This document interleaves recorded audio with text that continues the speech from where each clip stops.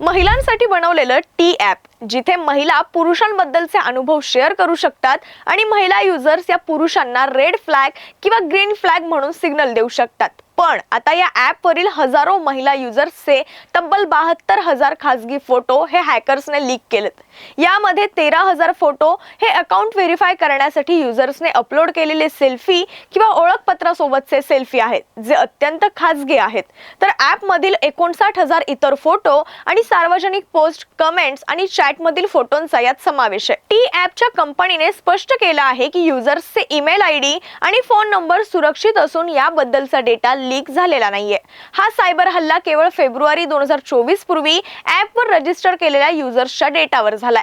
या ॲपमध्ये user व्हेरिफिकेशनसाठी photo पडताळणीचा option दिलेला असतो, जेणेकरून बनावट प्रोफाईल पकडता येतील. या युजर्स रजिस्ट्रेशनसाठी महिलांना सेल्फी द्यावी लागते. या सेल्फीज गोपनीय ठेवण्याचं वचन हे टी ॲप देतं. मात्र तरी सुद्धा आता युजर्सचे आयडी आणि खासगी फोटो लीक झाल्यामुळे ॲपच्या सुरक्षिततेवर प्रश्नचिन्ह निर्माण झाले. अशा ॲपवर बंदी आणली पाहिजे का? याबद्दल तुम्हाला काय वाटतं? कमेंट बॉक्समध्ये व्यक्त व्हा आणि ही रील जास्तीत जास्त लोकांपर्यंत शेअर करा.